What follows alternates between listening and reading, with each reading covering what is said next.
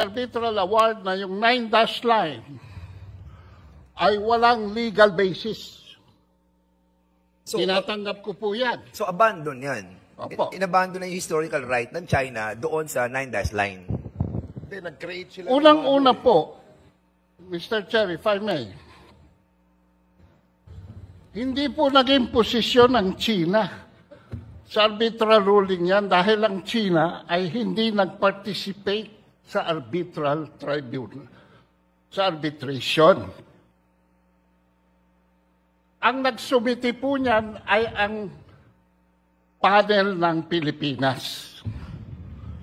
The claims of China in the South China Sea Mr. are Chair. based on historic titles, based on historic Mr. rights, based on history. Mr. Chair. Mr. Chair. Mr. Chair. Okay, ang tinatanong ko po kanina, kung doon po sa desisyon ng UNCLOS, even without the participation of China on that ruling or on that proceeding, ay inabando na ng desisyon yung historical claim ng China doon sa ating pong parte ng West Philippine Sea. Yun po yung tinatanong ko eh. Hindi po naman UNCLOS ang nagdesisyon, Mr. Chair. Mr. Chair. Arbitral ruling. Yung arbitral ruling. Opo. So, yun din po yun eh. It's all Mr. the same. Chairman, if I may, I don't think he's the right person to speak about the UNCLOS decision. In fact, he's getting confused as to what is the arbitral ruling and what is the UNCLOS. Alam mo, Mr. Chair, may I ask, Mr. Paglinawan, you mentioned kanina you're a diplomat, tama? Opo. Bakit ka naging diplomat? Are you holding a plantilla position in the DFA? Anong position nyo? At the time of my appointment, Your Honor, I was a political appointee. But at the time of my termination of tenure, No, I sir. was certified by the Sir. President to Sir. have already been joined the ranks. Sir, hindi ka ho diplomat. Hindi ka ho diplomat. Kasi ang diplomat po, organic po sa Department of Foreign Affairs. Oh, yan po yung mga ambassador. Kayo po ay hindi. Kung special assistant lang po kayo, you're not the right person to speak about that. Anyway, Mr. Chair, Mr. maybe Chair. we can go to another resource person, Mr. Chair. Meron po kasing information dito eh. You were one of the delegates to the you were part of the delegation to China in 2015, engaging in various Chinese think tanks.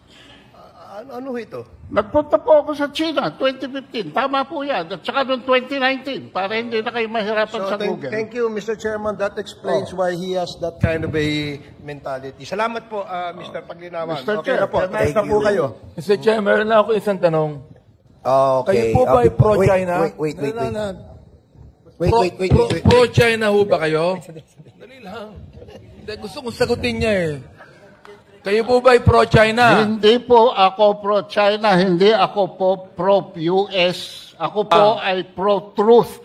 Kung papayagan niyo akong basahin ng arbitral ruling, Eh, Mr. kayo Chairman, ay maliliwanagan makapili kayo. ho.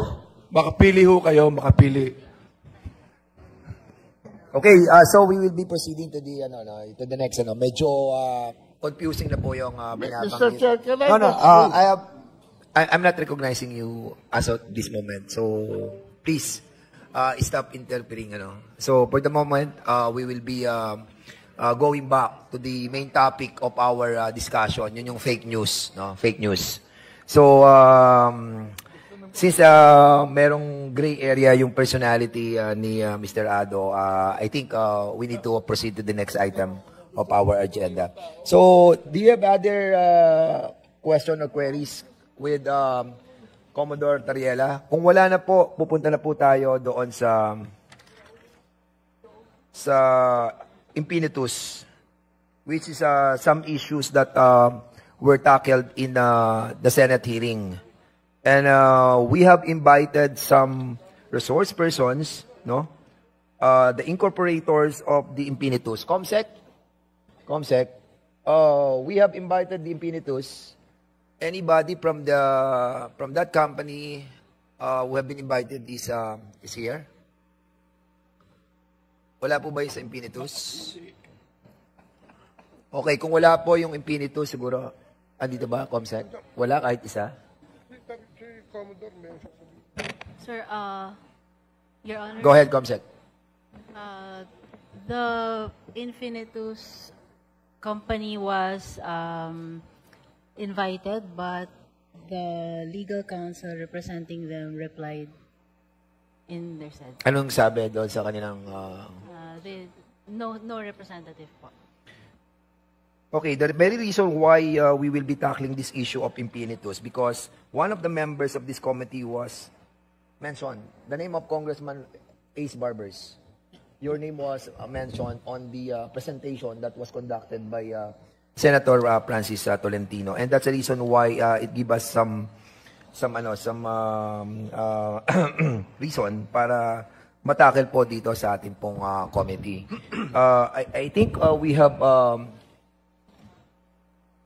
prepare some presentation on this matter. Technical, meron ba tayong parang... Mr. Chair, if I may, I would have wanted to ask questions to the representatives of Infinitus because we have invited them. Unfortunately, sila po ay hindi dumating. Napaka-importante pong issue sana ang aking gustong tanungin sa kanila. Tungkol po ito doon sa expose that Senator Tolentino made at least a week or 2 weeks before the May 12 elections. If I may continue, Mr. Chair. Okay, now you have the floor, Congressman Ace Barbers. Okay, salamat po. A few weeks ago, merong balita tungkol sa kontrata ng Embassy of the People's Republic of China with Infinitus Marketing Solutions Incorporated. This is a domestic corporation based in Makati City and established in 2019. Infinitus positions itself as a company in integrated marketing and communications. They have recently come under intense scrutiny for its alleged role in a covert agreement with the Embassy of the People's Republic of China, as exposed by former Senator Tolentino. At the heart of the controversy ay ang reported operation of troll farms, tasked with spreading disinformation and pro-China narratives, particularly those supporting Beijing's sweeping claims over the West Philippine Sea, which raises urgent concerns about foreign interference, national sovereignty, and the manipulation of public discourse. May I ask, I don't know if it's clear, Mr. Chairman, kung nababasa ninyo. Pwede natin zoom yan. Oh, yan, go ahead. Paki-zoom So, ng yan konti yung yan. cheque that was paid by the Chinese Embassy. During the previous Senate hearings, a service agreement was presented by Senator Tolentino that appears to be signed by a Chinese embassy official by the name of Wu Chengqi and Infinitus Marketing Director Micah Basco Pointon. This was in August of 2023. A check worth 930,000 pesos from the Bank of China issued under the account of the Chinese Embassy and in favor of Infinitus was also presented by Senator Tolentino. The company's alleged role is to recruit the so-called keyboard warriors, no? Nakalagay po dyan, no? Sa slide number 3, please. Can you please show another slide? Ayan po. Naka-emphasize dyan, no? Na talagang to recruit so-called keyboard warriors, potentially Filipino citizens, to operate fake social media accounts. So ngayon, we come to the more important part, Mr. Chairman.